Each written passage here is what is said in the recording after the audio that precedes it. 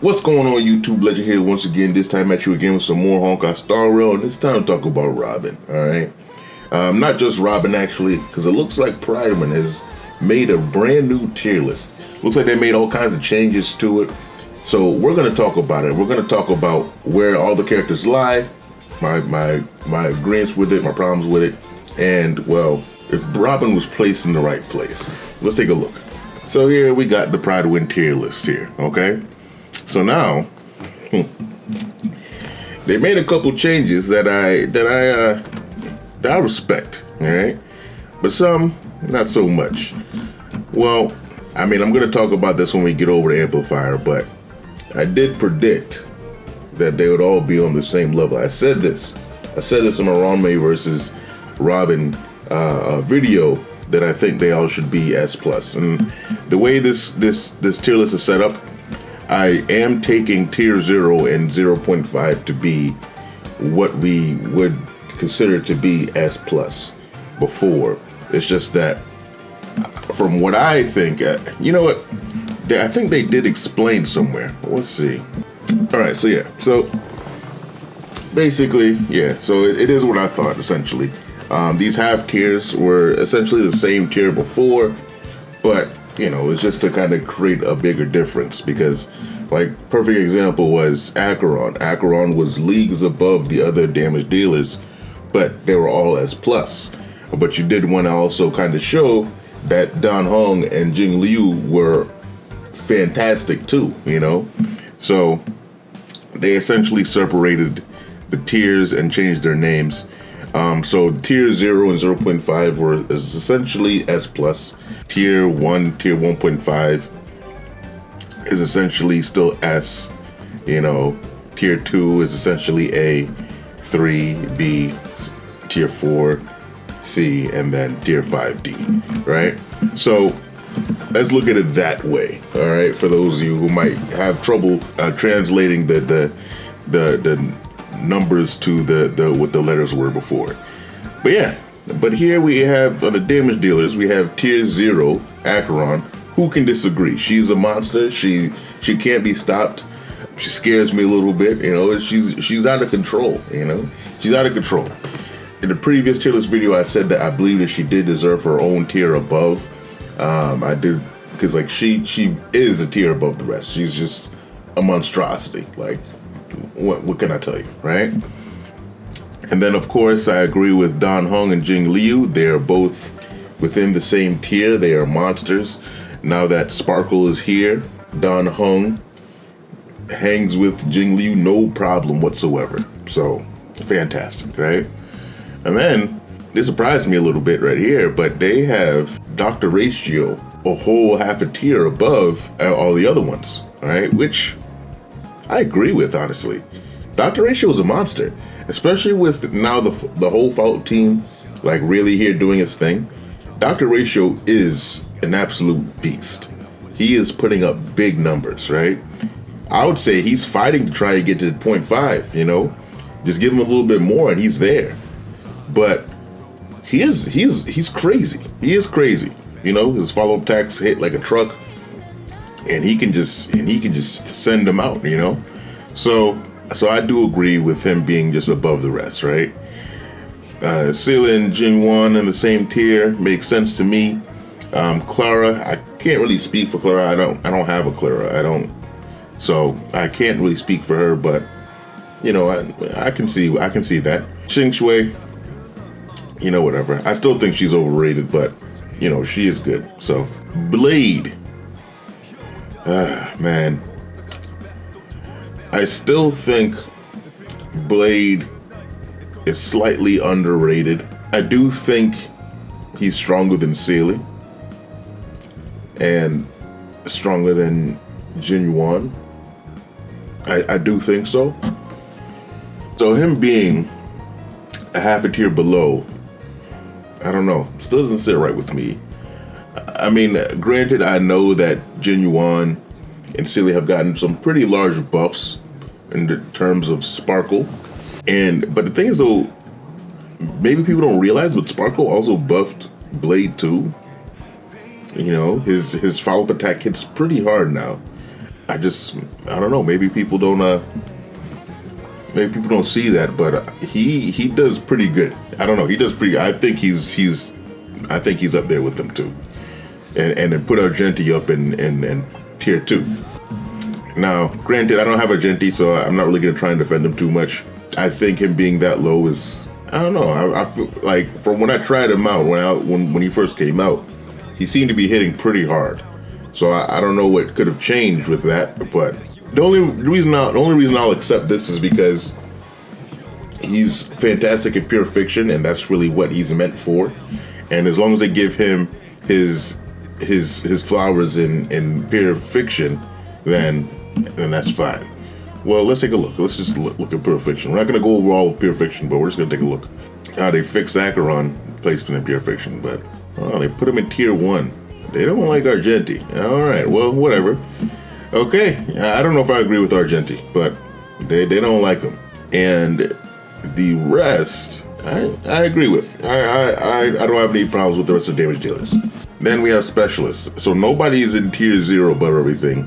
Instead, they put Black Swan and Kafka both in tier 0.5. You know, should they be putting at least somebody in tier 0? You know, maybe not.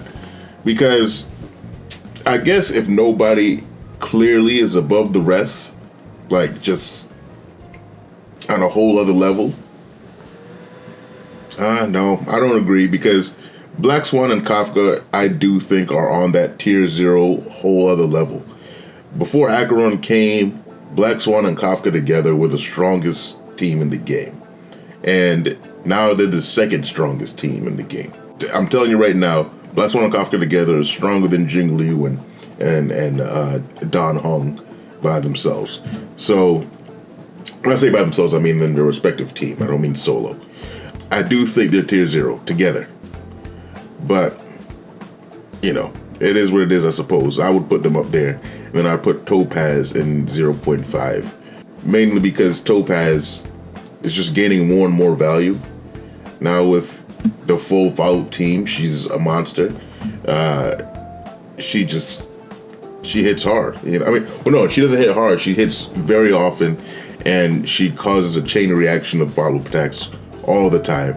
So I think she is fantastic, and I think she should be in 2.5, and so I think that should move up. And then the others, I mean, it's fine for the others. I mean, I still think Gwyneth belongs with Sampo and Luca. Maybe they put that because they're good at breaking, and Gwyneth is only average at breaking. I guess that's why they decided to do that. But I don't know. But the thing is, though, like, she's good at debuffing and AoE. So I think that she should be on par with them. That's my take on that. But I'd say move everybody up a tier, honestly. Move the entire list up a tier. And put Gwyneth with the other dot characters. And everything is right as rain in specialist tier. That's my take right there. And then we have over here the Amplifier, right? Now,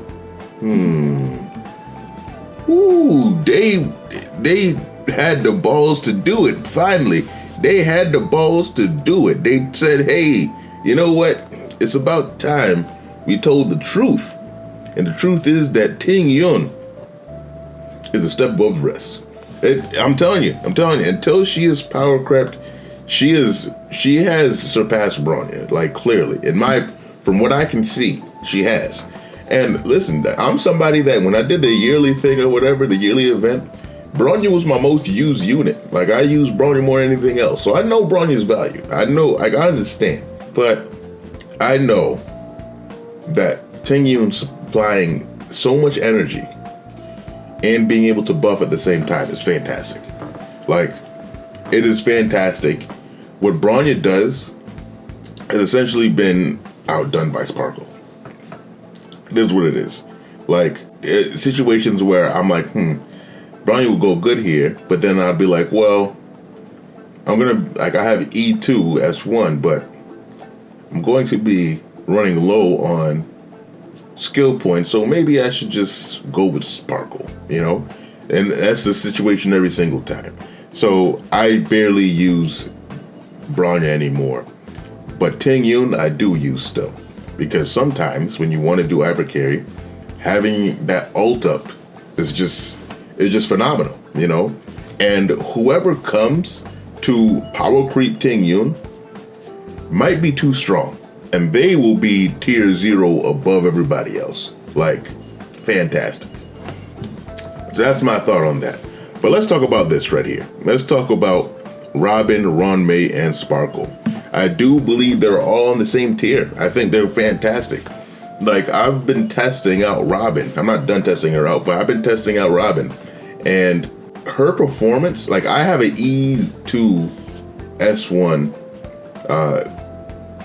both for Sparkle and for Ron May. I have them both E2 S1, right? And Robin in a follow-up team, I believe she outperforms them in the full follow-up team. She's doing a fantastic job. That advance forward makes a huge difference, makes a gigantic difference. So when I eventually get Robin's E1, it's going to be a fantastic thing. But in almost all other situations, the other two win out. So Ron May is more like, I do think Ron May is still better than both of the other two. I do think that she is better than those, but is she a whole half a tier above them? I don't think it's that big of a difference. And I think people have the conception that it is that big of a difference, and it's not. It's not that big of a difference. She is great. She's fantastic. She is the best, Ron May. But she is not that much better than the other two. She really isn't. They're in the same class. That's kind of my take on that. I do think they belong together. Do they all belong in tier 0? I don't know. I mean, I do. Since they're the best of the best, I mean, sure.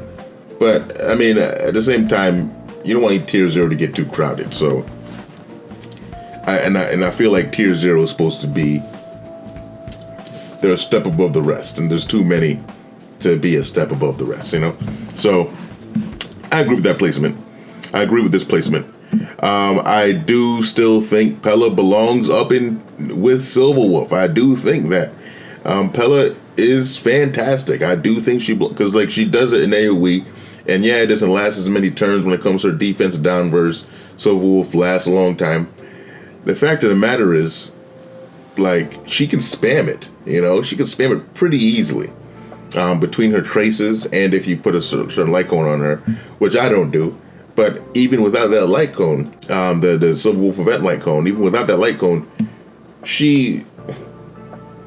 the defense down up time is all the time. It stays up, you know. I just think she belongs up there. She is Acheron's best friend. She's fantastic. She's easy to power creep. I'll say that. She's easy to power creep, but it hasn't been done, so she's up there, you know. That's really my take on it. Silverwolf is just gaining value, and I get that. But Pella's up there too, you know. I do think, I'm gonna be real. I feel like not enough people understand how good Silverwolf is for break teams. I don't think people understand that, because like when it comes to, you know, when Blue Hill starts coming around, we're gonna talk about this more. But when it comes to break, not many things increase the break damage, right? Attack percent doesn't increase the break damage. Damage percent doesn't increase the break damage. Crit and crit rate doesn't increase the break damage. But you know what does increase break damage? Defense down. Defense down. And imagine defense down with a unit that takes down the break bar a lot, right? And she makes sure that you have the correct weakness implanted. And then let's say we have somebody like Boot Hill, you know, that implants the weakness himself. Well, guess what? She can just implant her own weakness now, and then just kind of help out. Guys, Silverwolf is going to move up. Silverwolf's going to move up soon. But as of right now, she is in the right place. But I feel like people underestimate Silver Wolf now. I think people overestimated her in previous patches, and I think they're underestimating her now. I feel like people just don't have a good point on Silver Wolf's true value. I think Pella's getting cucked a little bit, but it is what it is. And then the others I agree with. They're fine. Yeah, these guys are fine. Anya, she was good. Feel bad for her, but she just got she's useless now. Yeah, I don't know what to tell you. You got Sparkle. You got Sparkle here. I mean, if you don't have Sparkle in your account, then yeah, she's fantastic. You want her, but a lot of people have Sparkle, so there's that. And now we have the Sustain. And Sustain, well, I think they fixed it. I mean, is he a whole tier above? I don't know. I mean, I felt like I gave Gallagher a fair chance, and I just didn't see him being better than Lynx.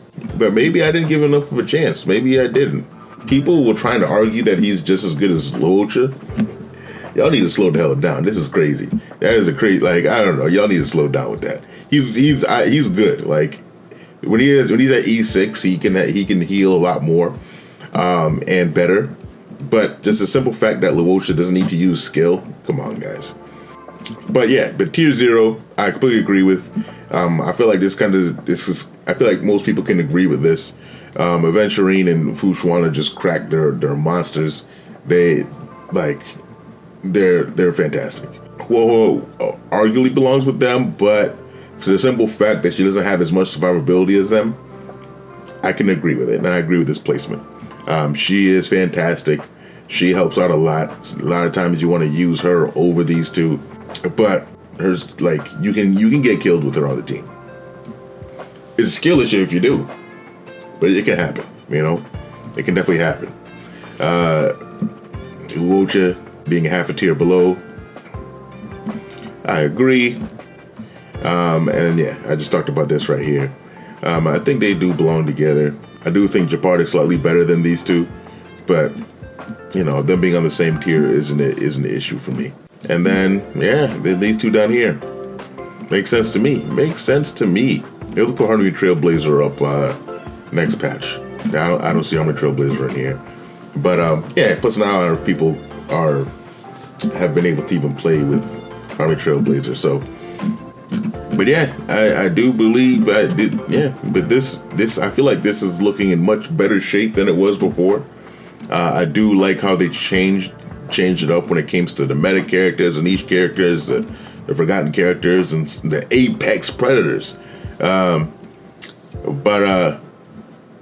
I do think they did a pretty good job with this here, and I agree with a good amount of it. And yeah, so that's a good tier list. So Robin is here, and she has cemented herself at the top of the meta, an apex character, you know. So yeah, I feel like some people I've gotten to use Robin a little bit, and they don't fully understand her, and they're not able to fully utilize her, which is a shame, of course. But at least hopefully seeing this, they will understand that Robin is top tier, and you might need to just switch up the way that you're playing in order to play her properly. Like, you should make your team a little bit faster, or you should just maybe take into account that the constant damage that she's dealing, and so on and so forth, and how big that advanced forward is. But yeah, so you know, let me know what you guys think. What do you guys think of the tier list? What do you guys think of my opinions on tier list? Comment your thoughts down below. Like the video if you do like the content I am giving you, and of course subscribe to the channel so you can get more content like this. Without here, let you know.